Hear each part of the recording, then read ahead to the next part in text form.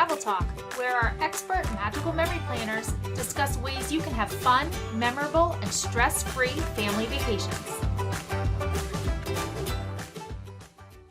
Hi everyone, welcome to this episode of Travel Talk. I am so excited for this episode because we are going to be talking with two amazing ladies who are moms and who know all about traveling with toddlers.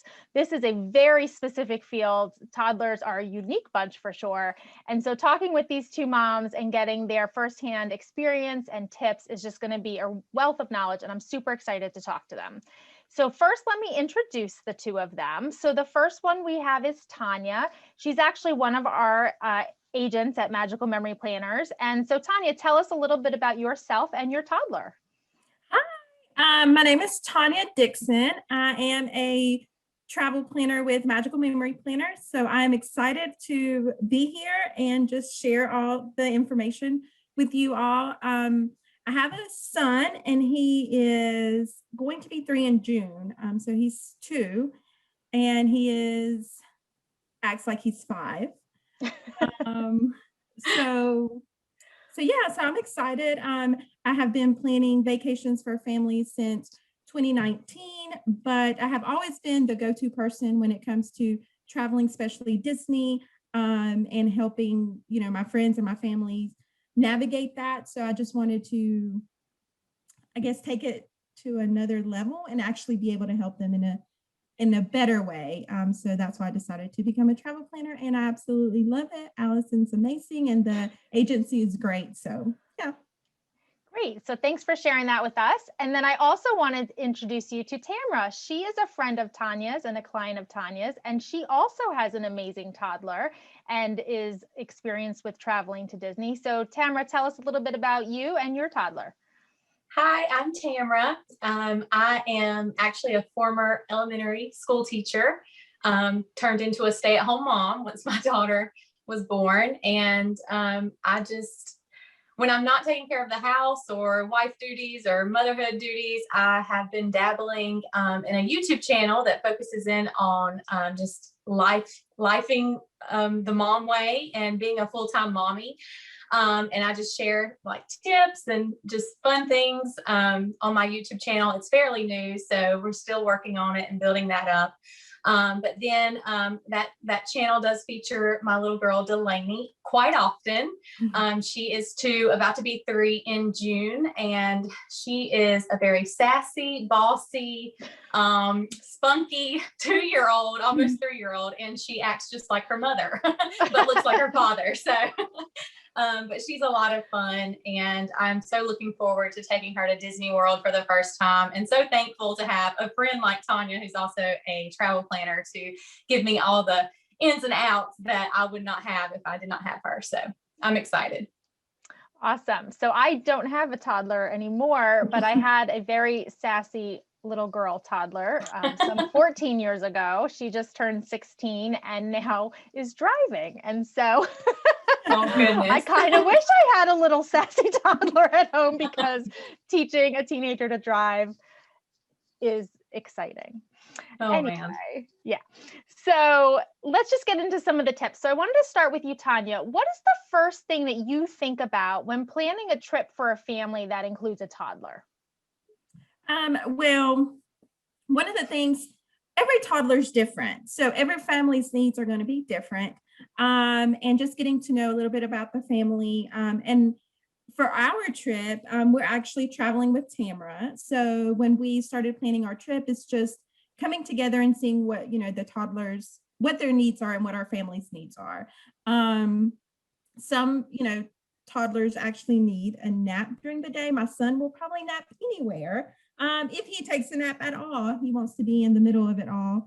But just some of the things that we look for is, what kind of things are going to entertain them. Convenience is huge. I don't want to be having to do all of these things with a toddler because you have to carry a lot of things for them, snacks and toys, and just keeping them entertained. So that is very important as far as entertainment, convenience, just all of those things. Awesome. So let's also talk about a good length of stay. So when you're planning a trip, I know when families come to me as well, a lot, there's not a one size fits all, as you just said. So it's not like, oh, you have to go to Disney for 5 nights, 6 days, and then you do this, this, and this. Every family is really going to have that cater to the needs of that family. And toddlers are the ones that have those needs that need to be catered to sometimes in the family. So what do you recommend as a good length of stay, Tania? And then we'll get Tamra's thoughts on that. I guess, like you said, it totally depends on the toddler. I have traveled with my son, Grayson. This will be his 3rd time going to Disney World, and he's not even 3 yet. So the first trip we took, we stayed a whole week, and it was I was feeling it out because I was a new mom, and I wasn't sure what exactly. I've been to Disney World as an adult for a really long time, like no kids. And I did Disney World a certain way. But when you have kids, you're going to do Disney World a whole different way. So our first trip, we were just filling it out. If we needed to go back to the room and take naps, we did that. If we made sure that we had like a stroller where he was able to lay back and could take a nap in his stroller, just those kind of things. So we stayed for a whole week. The second time we went is when we had our agency training. And we were there, I think, was it Thursday through Saturday or something, or Wednesday through Saturday. It was a shorter length of time. So it just really depends, one, on your budget, on how much you want to spend to stay at Disney World. And then the other would be on how much, you think your toddler would be. My son will go all day long. Like, that's no problem from him. We visited all of the parks in one day with him. So it just depends really on the child and what you feel like their needs are, because every child is different. So we've stayed a whole week, and then we've stayed just, half of a week. So, every trip is different also, and they're at different stages. So when we first went, he was 15 months old. Then when he was 1.5 years, and now he is almost 3. So, their needs change. So just keeping that in mind is determining what the length of stay, should be for a family. Tamara, what do you think about that? I definitely agree with Tania. Toddlers are definitely different, and it's definitely subjective to their needs as well as the family's needs. And then, of course, it's also up to, how much the parents want to deal with, because some toddlers are really laid back while other toddlers are just go, go, go, go. So I think it's definitely subjective to the toddler and the family. For me personally, I think 3 to 5 days, just based on our family and my toddler. She could go longer. I don't know. This will be her first trip to Disney, so it's going to be interesting to see, since we're staying 5 days. Is that how long we're staying? 5 days? Yeah. We're staying 7 nights. 7 nights. Okay. I don't even know what we're doing. I have it all planned out. Yeah, Tanya's got it. But we're only going to the parks 5 days. Okay, that's where the 5 came from. But yeah, so I think it'll be interesting to see. I think she can handle it. She's a pretty go with the flow type of toddler, but she has her moments. So I'm just going to go at her pace. Yeah, a happy toddler is a happy family. So that's Exactly. really important to keep, if they're having fun, everyone's having fun. If they're not having fun, nobody's having fun. Yeah, I was very intentional on making sure that we had a resort day to where we're not going to the parks. And then the day we get there, also not have to rush to the parks and just settle into our resort. So I was very intentional when we planned our trip to make sure we had those rest days for our kids. And I'm so glad she thought of that, because I did not. Yeah, that's a huge thing, because as an adult, especially if you're doing an adult trip or with teenagers, you want to take that 6 a.m. flight and hit the ground running. As soon as you get there, you are drop the bags and we're having lunch in Magic Kingdom. But when you have little ones, it's different, because it not only is it they've gotten up early, but you don't realize sometimes how much that travel, because it's so new to them. Being on an airplane, experiencing an airport, going through security is so new to them that really does take up a lot of their energy. It takes up their emotional energy. It takes up their, I'm trying to think of the word I'm trying to say, but I can't remember what it is. But anyway, it can be overwhelming for them. So to get there and have some pool time and time to defrag and time to process before they rush into the next new experience is really will be really beneficial in the long term. And then having that rest day in the middle where you can have a regular wake up time, a regular nap time if it's needed, and a normal dinner time, and to bed at a normal time to kind of regroup in the middle can really help too. So those are great tips. So Tamra, what did you consider when it comes to the resorts? What types of things do you look for when you're planning with a toddler? So I definitely look for, well, now that I have a toddler, I definitely look for more family-friendly atmospheres, lots of things to do kid-wise, especially young toddler age, having things, good to eat close to you nearby. Ice cream is a big deal for us, so that's something I look for. But yeah, just those family friendly activities and things to do, and close by, so you don't have to go too far. And if you do have to go far, making it worth your while and making sure it's something that the toddler as well as the family is going to enjoy. Awesome. Yeah, Disney has such a variety of room accommodations, which can be so helpful with that. So whether it's a family suite, so you have a separate sleeping area, or you do a villa, or you're good with one room, all those things come into play when you're picking your resort, making sure it's going to be comfortable for everyone and have enough room for a pack and play, Yes. which they all do. So Tania, what parks do you recommend and why? So Disney has 4 parks, right? Magic Kingdom, Epcot, Hollywood Studios, and Animal Kingdom. And I think that's one of the questions I get asked a lot is, which parks are good for kids, which I sometimes laugh because I'm like, it's Disney, they're all good for kids. So could you just talk to us a little bit more about why each park is good for kids and what they have for toddlers in each park? Because I think sometimes people have the conception that like Epcot is for adults and, Absolutely. Hollywood Studios might be for teenagers or something. So tell us a little about each of those 4 parks and what they really have for toddlers. Yes, absolutely. One of my favorite things to talk about are the parks. So that question is interesting because when we were planning our trip, we're going to the parks 5 days.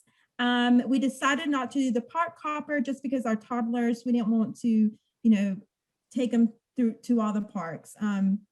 And we're traveling with other family and friends that have never been to Disney World. So I really just wanted to focus on one park and give them everything instead of going, confusing them and going from one place to another. But when we were trying to decide, there's 4 parks and we were trying to decide where we were going to go that 5th day. I want to go to all of them, but we could only choose one. So I talked with our group because there's 13 of us going, and not everybody's going to the same park that 5th day, because again, we all have different needs and it's okay. We all are interested in different things. So our family, and along with Tamara's family, decided we were going to go do Magic Kingdom an extra day. So the reason we decided to do that is because Magic Kingdom has the most rides that do not have height requirements, and that the whole family can ride together. So my in-laws are going, so they would be able to ride with us. Our toddlers would, they have more rides for the toddlers to enjoy, and just a lot of other activities for them to do at Magic Kingdom. Hollywood Studios is another one of my favorite parks. When we were there with my son the last time, he loves Toy Story Land. He was barely tall enough to ride Alien Saucer Spin, and barely tall enough, like I was like, stand up straight. So he was able to ride that and he loved it. He didn't understand that we needed to get off of the ride so other people could ride. He started crying, but he just had a great time. He loved it, and could pick out Buzz and Woody and just point to them. And, yes, a lot of people think Hollywood Studios is for like teenagers, but my son really enjoyed Toy Story Land. And I'm excited to take him to the, I lost what it said, the Mickey Mouse dance party. I think that's what it's called. We did not get to do it last time, and he loves Mickey Mouse Clubhouse, Mickey Roaster Racer, and he knows all of the songs. So I'm excited to take him to that dance party because I know he's really going to enjoy that, to see that. So, Hollywood Studios also has something for our toddlers to do. And then Animal Kingdom, animals. My son loves animals. My favorite show there is The Lion King. It's And my it's favorite. coming back. Yes, I know. And I'm so excited about that. And I'm like, I hope it's there, like it's back whenever we go. But it's my favorite show. It's my favorite movie. And when we were there last, we got to do the show and he loved it. And he didn't even really know the Lion King movie. He was just like pumping his hands and shaking his head. And this time he can sing Hakuna Matata really good. So I'm excited to take him to, you know, the Lion King show, the safari, and just seeing all the animals. Because of COVID, I have not been able to take him to the zoo. So I really feel like this is going to be the first experience he's going to have with animals. Even though we've done it in the past, but he was younger, and I think he's at a age where he's really going to understand. So I'm excited about the safari to take him and look at all the, you know, different animals. And just doing, you know, all the little activities that they have for him. I know they do the Wilderness Explorers, and he might be a little too young for that, but he loves things like that. So even if he's getting a book and getting a sticker on his book, he's going to be like so proud that he did it, I did it. And he may not understand what they're telling him, but he got that sticker on his book, and that's all that's going to matter. So doing those things with him, you know, it's really a fun part of Animal Kingdom that I'm looking forward to. And Epcot is my second favorite park. My first park is Magic Kingdom, and me personally, it's Epcot's my second favorite park. And a lot of people are like, it's an adult park, but again, when we were there last time, my son loves Frozen. And he rode the Frozen ride, and the same thing. He loved it so much he didn't want to get off the ride. He's like, more. So he absolutely loved that ride. And just getting, you know, kids immersed in the different cultures, I think it's very important.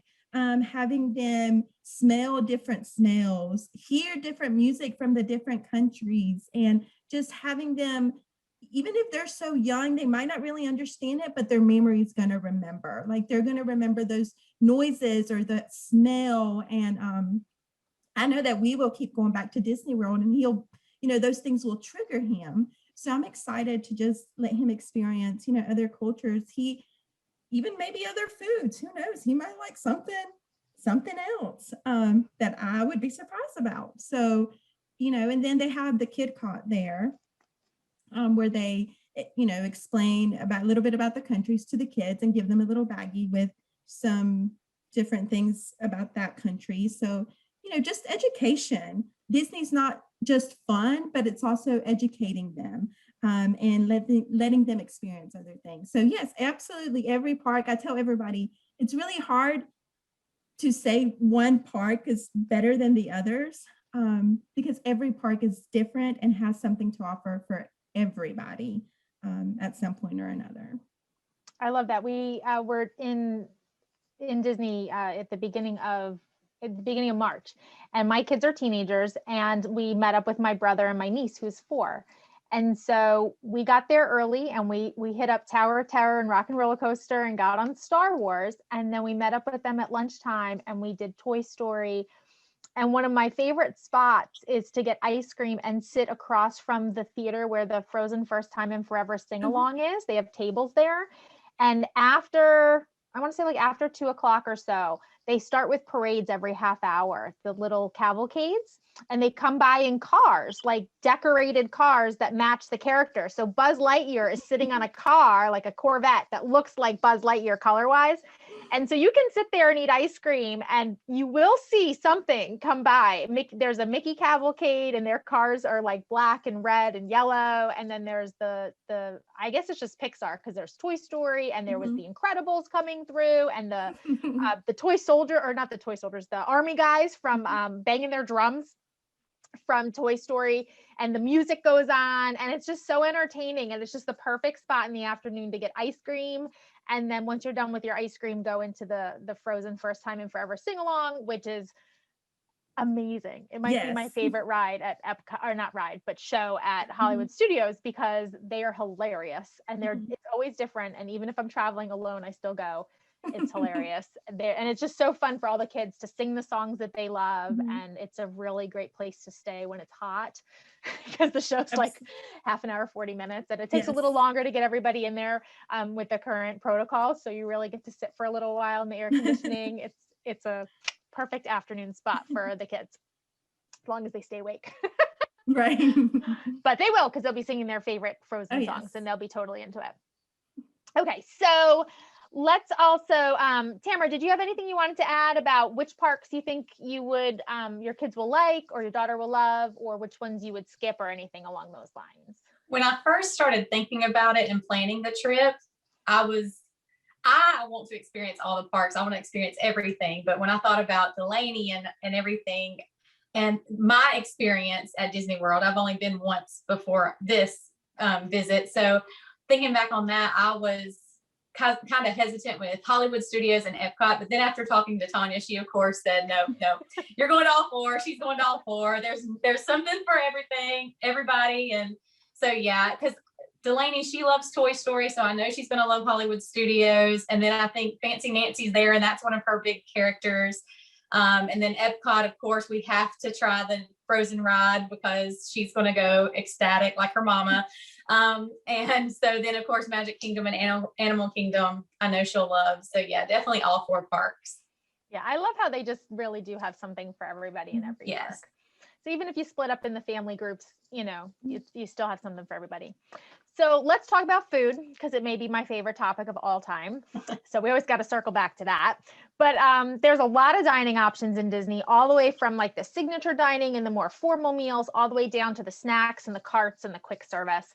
So Tania, could you tell us a little bit about what type of dining you recommend when you're planning with a family that has toddlers? Sure. Well, for us personally, we've done both the table service meals and actually done the quick service meals. Again, every family is different. And every restaurant I have found has something to offer for the toddlers and the kids. I think one of my favorite things to do is doing the family style meals, because my son eats like a 5-year-old.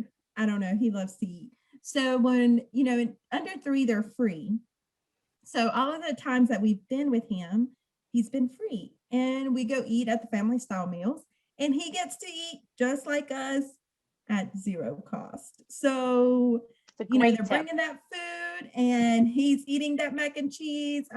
He loved Liberty Tree Tavern at Magic Kingdom, just that home style food. He was eating that up. And he was like, more. So just, that they really do a good job at being able to offer food for your kids at Disney World. We actually do bring snacks in also, because if I was to buy him a snack every time he was hungry, I would spend all my Disney money that I want to buy Mickey ears with on buying him snacks. But we do bring in snacks for him during meals or between meals if he needs those to eat. But quick service meals, there's many different types of quick service meals.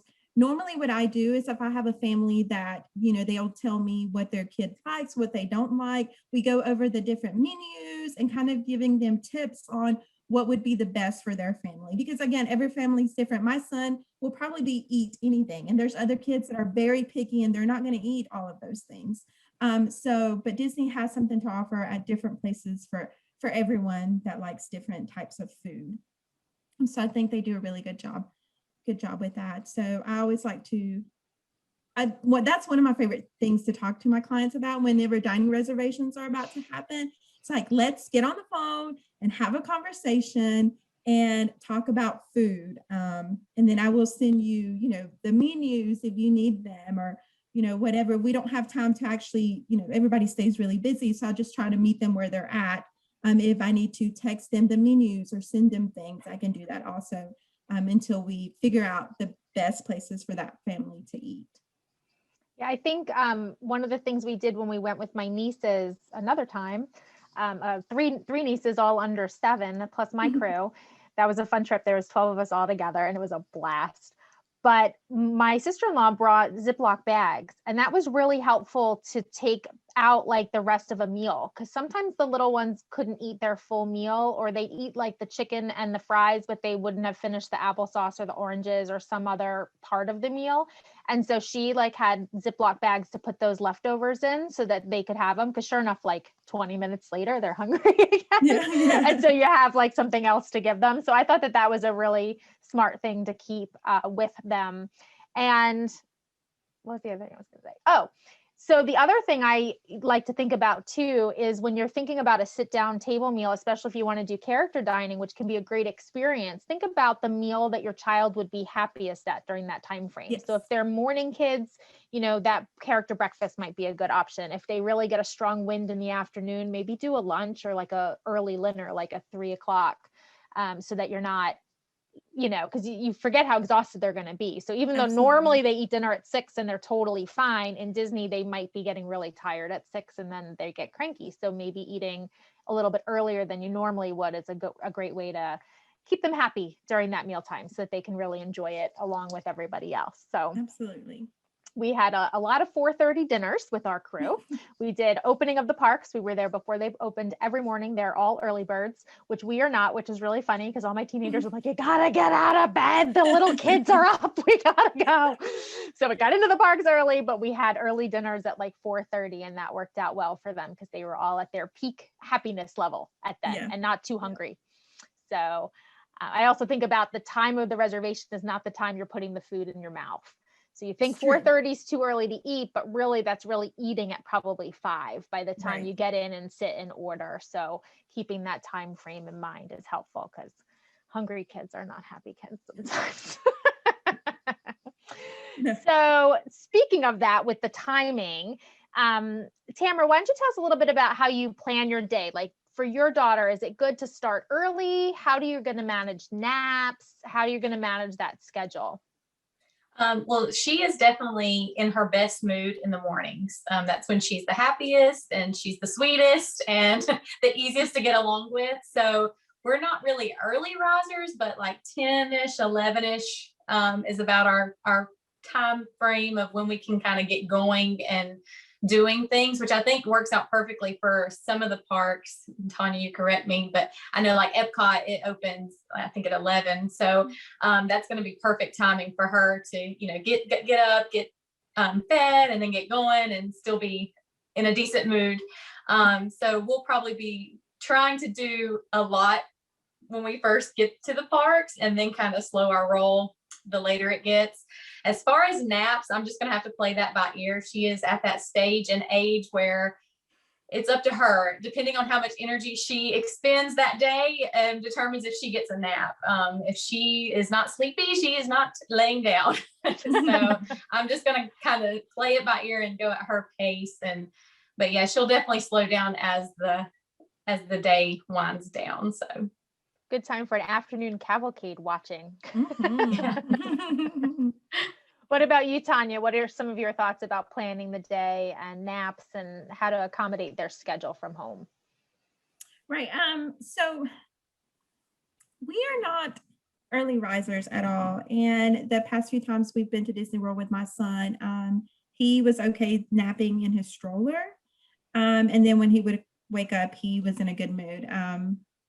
He is a bear when he's sleepy and he needs those naps. So for us, it's mostly having that expectation that it's okay to go back to the room and let him take a little nap and then come back to the parks later. And if we have to get up a little bit earlier and, you know, do some things that morning, come back for a midday nap, and then go back that afternoon, just making sure that our expectations actually meet his needs, and not expecting him to go all day like we've been used to going when we would go to Disney World. So just setting those expectations on ourselves, and just so we all will have a really good experience. Yeah, watching those cues when it looks like they're getting done and giving them that rest time. Super important. So Tanya, when it comes to traveling to Disney, let's talk about flights. Any tips for handling the flight and getting through the airport, security, strollers? For us, stroller, Stroller is a must because you are having to deal with your baggage and you're, doing all these things that you want to make sure you're not also chasing your toddler through the airport. And every time we've flown, it's been early flights. So he's still kind of like, oh, I'm not sure what's going on. I'm just going to sit here and just push me wherever. And then making sure we have things at our disposal for entertaining him. If it's a book, if it's a toy, I like to have like new toys he's never seen before that I'm pretty sure he's going to like, to where that can entertain him while we're having to deal with, if we have to check a bag, or if we're having, whatever it is, waiting for our flight to board, just having those things to entertain him with. So for us, a stroller is definitely a must. And then having, those things for him. And even on the airplane, this is the first time he's actually going to have a seat because he was free before. So he was able to just sit on my lap and really just sleep the whole flight. From Charlotte to Orlando is a little bit over an hour. So it's not long of a flight at all. And he just slept the whole time. He does have a little kid tablet that he can watch like 1 or 2 episodes of Mickey Mouse Clubhouse, and we'll probably be there. So, having those things and some coloring books and crayons and things to keep him entertained on the flight. My son did have to have tubes in his ears. And so I feel like the pressure of the airplane, one of the times we flew, like, was hurting him. So actually giving him Tylenol like 30 minutes before our flight really was a game changer. So giving him that, 30 minutes before boarding, because they don't really understand what's going on when you hit a certain elevation. You can chew gum and you can like try to pop your ears, but they don't really understand that. So that was very helpful for us. So I'm planning to do that again this time. My kids still do that. We have a 2.5-hour flight. So our timing is as soon as we board, while everybody's getting situated, I dole out the Advil. And it helps immensely with their ears. And it's just like, I guess consult your doctor. Consult your doctor. It's a personal decision or whatever absolutely. That is. But for us, they don't take it very often. So to be able to just take it on the flight down and the flight back is a game changer. They're so much more comfortable. And, if your ears bother you, especially with kids, because they can't tell you. Right. So to eliminate that and give them a good experience so that they don't develop a fear of flying because it's painful or something. So I think that's a great tip. The other thing I often see at the airport is when you are bringing a stroller, you do need to gate check it. So you check your luggage at the original counter, go through security with your stroller, but make sure you make one more stop at your gate and get a special tag for your stroller so that you can fold it up and leave it right before you board the plane, and it's tagged appropriately. So you don't have to deal with that when everybody's boarding and you suddenly realize you're missing a step. So don't forget the gate check tag. No. And some people like to get bags. There's a lot of really nice bags on the market. And I saw some on our last flight that were red with black Mickey ears all over them. They were super cute. And they were gate check bags for strollers. So you could fold up your stroller and put it in the bag. And we used to have those for our car seats as well when we had to travel with our car seats when we would rent a car. And then I could stuff extra stuff in there too. It was great because, Yep. anything you can stuff on and not have to pay for is wonderful. Yes, absolutely. Awesome. Okay, so talking about stuffing things and trying to make sure you have everything. What about packing? So packing for a toddler, you can't bring it all as much as you want to. So you are limited, depending on the airline, 50 pounds per bag, 2 bags per person or whatever it is. So you do have to choose what you're bringing and what you're not bringing. So how do you think about the things that you have to have? What can you do without? How do you make those decisions and make sure you have enough of everything? Planning ahead. So for us, we are headed to Disney World in like 3 weeks or so. And my hallway in my house is like the walls lined up with all the things that I feel like we need to take. And every time I think of something, I'll just set it there. I'll just set it there. And maybe 2 weeks before we go, making sure that all of our clothes are washed that we're going to take, so nobody wears those clothes. And then once we're unpacking, just, first of all, making sure how much is going to fit in our luggage, in our carry-ons, and not trying to check too many bags, just to lower the cost. But for me, the important things are, of course, for him to have clothes, and his toys, and anything that makes him comfortable to sleep at night. I think one of the great things about Disney is that you could get a pack and play, or that's what I call it, a pack and play, where they could sleep, so we don't have to, even the first time we drove with him, we didn't have to take that with us. They have that available for us. So that was very nice that we would not have to pack that. I'm big into, he loves snacks, but we're going to order all of that, like do a grocery order when we get there, so we don't have to take all of those things with us. And I will have a few in my bag just for traveling purposes, but most of those things we'll order when we get there. Yeah. Tam?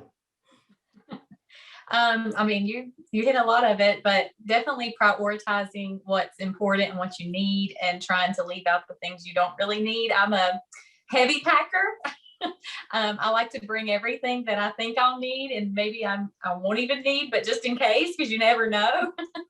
So I definitely have to make like checklists and say, okay, I don't really need this. We don't really need that. We can leave this here. Making sure to have convenient items, no hassle strollers, snacks on hand, comfortable clothes, avoiding, the clothes you might want to wear, but you really don't need. And then, all the necessities like sunscreen and water bottles and your magic bands, all the stuff you have to have. Yeah, I'm a big checklist gal, so I'm going to have probably 14 checklists that I check off 5 days, 4 days, 3 days up until we leave. Yeah, I think getting a grocery delivery order is a huge time saver, because you can bring a lot of the things, especially if your toddler's still in diapers, or you need swim diapers, or you have another, younger one as well. That can just take up a lot of space in your luggage when it's a commodity now. So ordering that stuff and just having it delivered is a huge help. What was the other thing I was going to say? I'm just a wealth of forgetting things today. Oh, I know what I was going to say. So when you place that order, you can also order a small amount of laundry detergent. I've also gotten at Target, a lot of times they sell individual packs for $1. And so I'd pull a couple of those, and all the Disney resorts have a laundry facility right at the pool.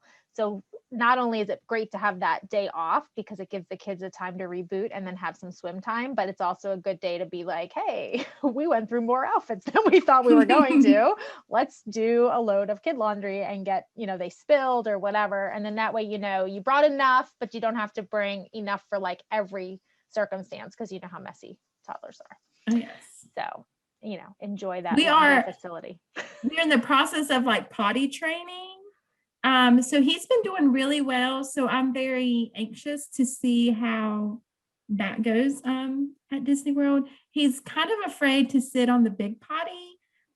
He thinks it's going to swallow him whole, I think. And I actually bought like a little, it's very compact. It like folds in 4, and you just put it over like the big toilet, and it comes in a little baggie. So it's very discreet. And then he can sit on it and feel comfortable.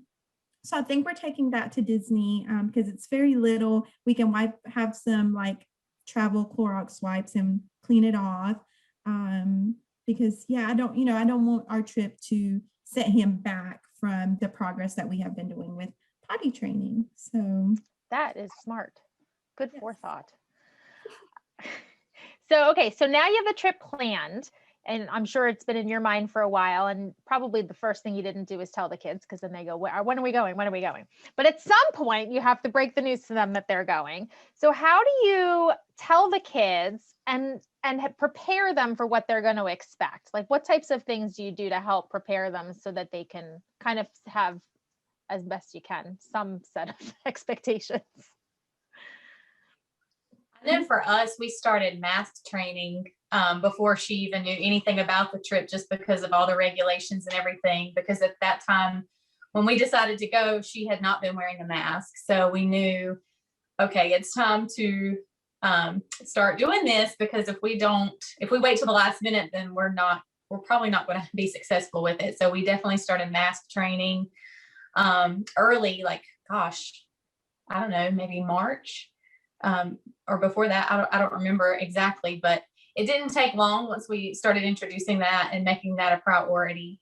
And then as far as telling her, it actually worked out, because when Tania and I decided to kind of collaborate and make some tip videos for other parents and families traveling to Walt Disney World, our big intro video was us telling the kids, hey, you're going to Disney World, and letting them be a part of the video. So even though they're 2, almost 3, and they probably forgot the next day, that's kind of how we broke the ice.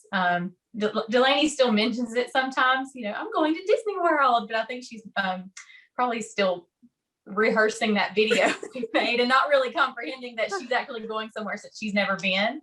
But then too, I've just been showing her a lot of, YouTube experiences from other travelers and families that have went to Disney World, just kind of letting her see the atmosphere that she's going to be in, even though she probably doesn't register that's where she's going yet, just so she does see it, so that when we are in the midst of it all, she'll be, familiar with it. And then letting her see the characters at Disney World versus, on the movie screens or cartoons that she's used to seeing them, letting her see them in a different light, so that when she sees them there, it will be familiar as well. Smart. Tania, any thoughts on that as well? How did you tell Grayson? Yeah, I totally agree with Tamara, just, everything she said. With Grayson, I guess I would add is he's very strong-willed, and the mask, it wasn't really hard, but when he doesn't want to wear it, he doesn't want to wear it. But we have been reminding him, do you want to go see Mickey? And he's like, yeah, and so I'm like, you have to wear your mask. If you want to go see Mickey, you have to wear your mask. And now the only thing we have to ask him is, what do you have to do to go see Mickey? He's like, wear my mask. What do you have to, he loves planes. And I'm like, what do you have to do to get on the airplane? Wear my mask. So he's like getting the idea, and we're, talking to him. And, kids are really smart. And sometimes we don't give them the credit they deserve just because they're 2. But just reinforcing and keep talking to him about, you're going to have to wear this mask, and we're going to go see Mickey. Actually, the other day I was wearing a bracelet, and it just had a Mickey head. Like, it wasn't real Mickey. It was just the Mickey head, the hidden Mickey. And he was looking at my bracelet, and he's like, I want to go see him. And I was like, see who? And he pointed to my bracelet, and he's like, him. I'm like, Mickey? He's like, uh-huh. I'm like, well, what do you have to wear? My mask. And so we were going through my phone and just seeing like where he has been in the past. And he keeps saying, I want to go there. And the other day we saw the Walt Disney World commercial on TV, and he was like, I want to go there. I'm like, well, you're going to go there. So I think he's really understanding. We got our magic bands in last week, and he can point out which one's his, because I showed him which one he wanted to, which one did he want. So I made him a part of the experience, so to make him excited to go there, and hopefully he will act good while we're there, with just making him a part of it and just making him excited. Yeah, that's a lot of preparation, but I think it'll pay off in the end. Mm-hmm. To really help them know what to expect and things like that. So one of the questions or things I've heard people say a lot, people who know me would never say this to me because then they'll get an earful, but sometimes I hear it. And people will say that you shouldn't take a toddler to Disney or take young children to Disney because they won't remember it, and you should wait until they're older, which just makes me so sad. I took my kids, they all went when they were around 6 months old for their first trip and have been back, frequently since then. So it makes me sad. But people, I think if they say that, it's because maybe they don't know. And so as parents that are choosing to take your children at a younger age, and especially for you, Tania, because you've taken him before at an even younger age, what would you say to that? And what are the pros of traveling with toddlers? And what do you think that they're going to get out of it? Well, for us for me, and it's more about adaptation. Life throws so many things out our way, and life is not always going to be this set schedule that we have set for them. So I feel like traveling will help them adapt to different environments, different people, different feelings, different smells, different things that they hear. And it's just helping them as they grow older to feel like, grasp the concept of things don't always work this way. But you're showing them in a more like fun way, I guess, where, yes, we're used to everyday life, taking him to daycare, picking him up, having dinner. But when you're on vacation, all that goes out the window and it's a totally different thing. So that will help them being able to adapt to different things throughout their whole life. So I think going on vacation is not just fun, but it's also life-changing for children. And if they're under 3, they're free. So why not? We did a trip like that. My son's birthday is May 15th, and we went down the last weekend of April. And I was like, you had the most fun of any 2 and 11 and a half month-year-olds, most fun of any free kid here. It's awesome that they can experience all that. So Tamara, do you have anything to add? What is your thoughts about traveling with toddlers and the benefits? I agree with everything Tania said. And it's funny because my husband, when I started throwing around the idea of even taking our daughter to Walt Disney World, he was actually one of those that was like, what's the point? She won't remember, blah, blah, blah. And I'm like, well, for one, it's not about her altogether. It's about me and the memories I'll make with her. Even if she doesn't remember, I will. And I'm not going to get to, and Tania actually touched on this in one of our videos, our recent video that we'll actually be posting tomorrow. And I love what she said. We will not get this time back with our children, and we will not get to experience them at this age again. And so taking them to Walt Disney World at this age and this stage that they're in, and letting them experience the characters, and especially the characters that they love at this time, because when she's 10, 13, 15, she's not going to like Mickey as much as she does other characters and movies and things. And so just being able to experience everything at this moment, and then later on down the road we'll get to experience another milestone age and different things that they're into and love at that time. But yeah, and just I think I agree with Tania too about exposure. I mean, kids are so smart, so smart. And even at 2, just exposing them to things, different things, even complex things, they might not fully grasp the concept. They might not fully understand everything, but they do take it in, and it becomes familiar to them. And as they grow and learn, it will be something that they grow and continue to build on and learn even more on that same thing. So just exposing them to the environments, the people, the fun, the atmospheres. I think it's just a great thing at any age. I mean, if we can go as adults and experience the magic, so can 2-year-olds. So I'm excited, and I'm so excited to see her. I'm probably going to cry the whole trip. So I'm just warning everybody. Yeah, I completely agree. Now that my kids are teenagers, and they're 12, 14, and 16, I do not have 1 ounce of regret of taking them at 6-month-old and a year and 2 and 3 and 4. And were there moments when they were having a total meltdown?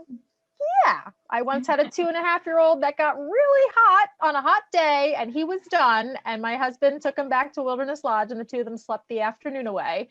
Sometimes you just got to do what you got to do. But I think that the experiences overall give them such a sense of adventure and accomplishment, and give them such confidence because they can tackle new environments and see new things, and it worked out okay, and they were safe because mom and dad were there. And so they get to just grow and experience new things, and it's is, like you said, part of who they are. And they're Yeah. going to be able to use that flexibility for the rest of their life. So travel and travel often is what I always say. But anyway, so as we wrap up, I just wanted to say, Tania, since you're an expert and you're the travel planner, traveling with toddlers, what is the best way someone could reach out to you if they wanted your help planning a trip for their family? Sure. You can find me on Facebook. My name is Tania at Magical Memory Planners. Instagram, the same thing, Tania, and I believe it's like a dot at Magical Memory Planners. My email, Tania at magicalmemoryplanners.com. Any of those ways you can send me a DM, an email, and I will be happy to get it going and get you booked and give you all the tips and all the tools that you need. I think that's one of my favorite parts about being a travel planner is making sure that families have all the things that they need to have an optimal experience. It's just my goal. And I'm here to answer any questions, any concerns, all of the things. Awesome. And Tamara, you were talking about your YouTube channel. So what is the best way for people to get in touch with you if they want to see more about what you have on your channel and what you're offering? Yeah, so I'm on social media, Facebook and Instagram. You can find me on Facebook either by my name, Tamra Greason, or Lifestyling with Tam, all one word. And Instagram, my handle is lifestyling with _Tam. And then, of course, the YouTube channel, you can find me at Tamra Greason. Yeah, and then I have an email to dobert487@gmail.com if anybody wants to reach out to me privately and discuss or throw ideas. I have a lot of people that like to throw ideas and video requests, so that's always fun.